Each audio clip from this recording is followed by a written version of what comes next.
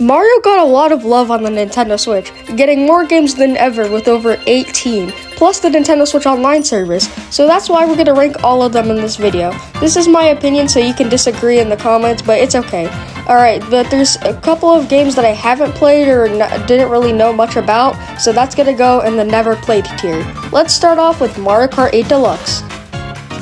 Mario Kart 8 Deluxe is a masterpiece. It takes the game from the Wii U and makes it 10 times better, making the ultimate Mario Kart game.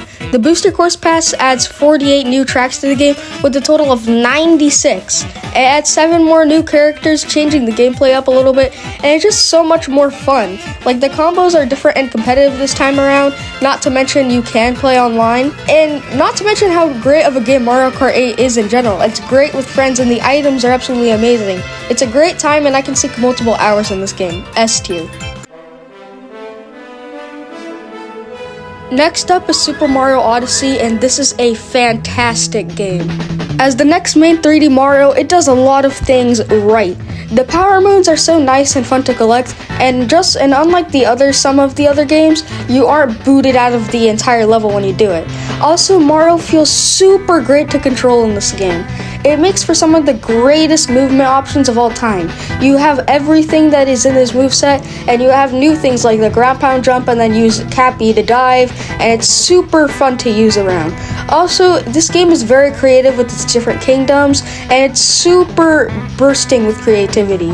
The many captures replace power-ups, but I would say it's worth it with how many creative things there is. It's just so nice going around in this game and having fun. I would say it's even better than Mario 64. If you're ever bored with the Mario game, come back to Odyssey. But 800 moons is a lot, but hey, the more the merrier, except if you're a completionist. So I'm gonna give Mario Odyssey an A tier. Now we have the first Mario Party game on the Switch, and this one gets a bad rap. Super Mario Party is a definitely really fun Mario Party game. Sure, only 4 boards is a little upsetting, but it's still great. The mini games are great this time around. They bring back a lot of old ones. There's a massive character selection of basically 20 characters with unlockable ones such as Donkey Kong and Pom Pom. New game modes like River Survival and more. This is a great Mario Party game and I've really enjoyed it with my friends. So this one gets an A tier.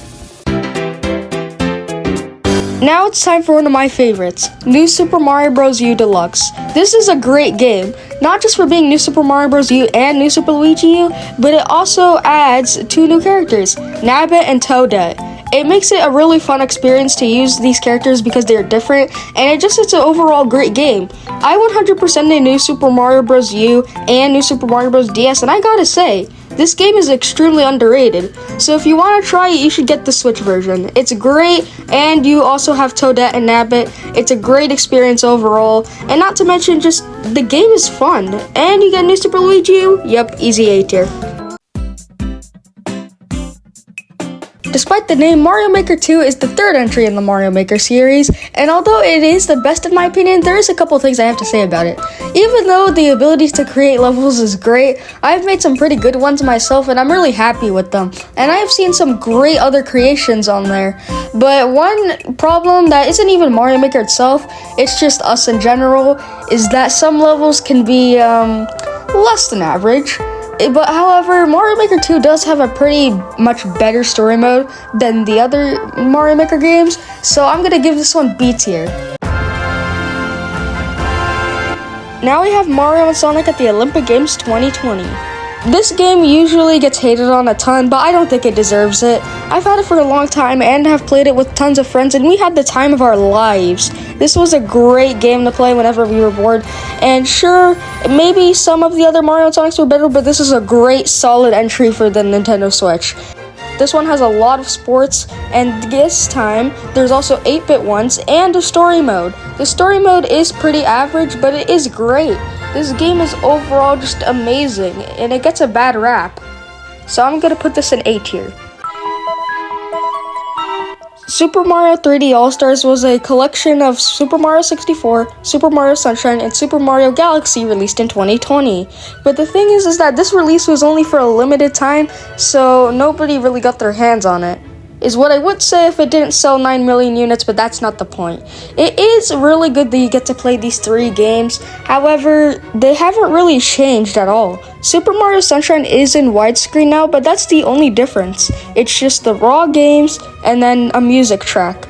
It is very good that you get to play these games, but for $60 it was a little lazy. It's still great, so I'll put it in B tier.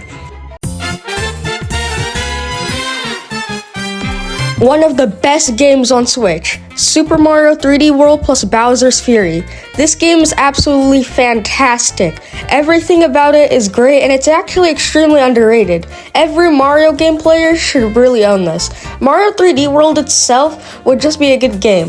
It has great power-ups, great levels, so many new ideas, and it has a really great moveset. It feels absolutely amazing, and it's a great game, and they could have sold it alone, but then they decided to include Bowser's Fury, which is a new mode where it has a lot more new ideas and adds even more mechanics into it. You also get to use all the power-ups, and it's super fun, 4-player multiplayer in Mario 3D World, and it's overall a great game. Definitely recommend this one. S tier.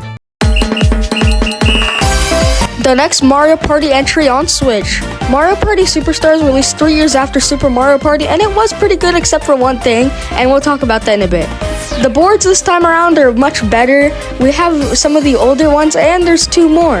The mini games are great as always, but the thing is that why is there only around 10 characters? The last Mario Party had a lot more, but for some reason this game only just has a couple. But it's okay though, this game is still relatively great, so I'll give it B tier. I don't really like this game. I tried the game trial for it, but I didn't really like it. Here's what I think about it.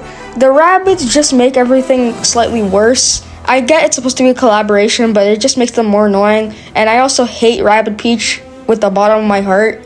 But there is some good things to this game, like the battle system is pretty good. However, the game just is a drag to play. It's so long and a little boring at this point. I don't really like it, so I'll put it in C tier.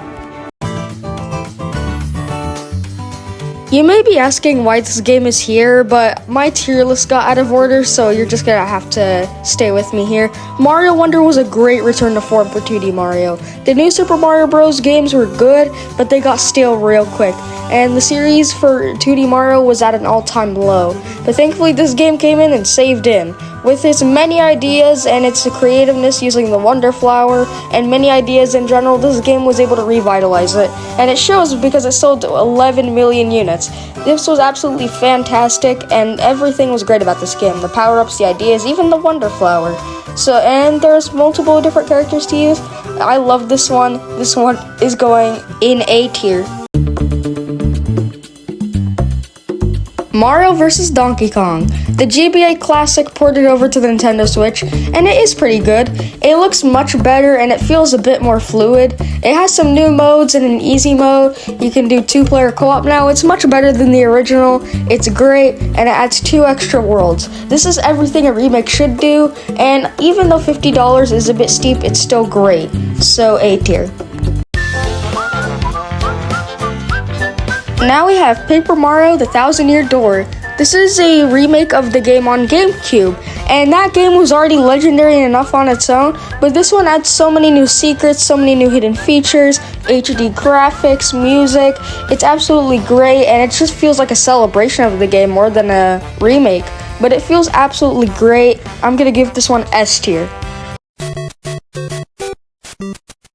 Super Mario Bros. 35 was a celebration game released in 2020 where 35 Mario players played the original Mario Bros. But it's not that simple.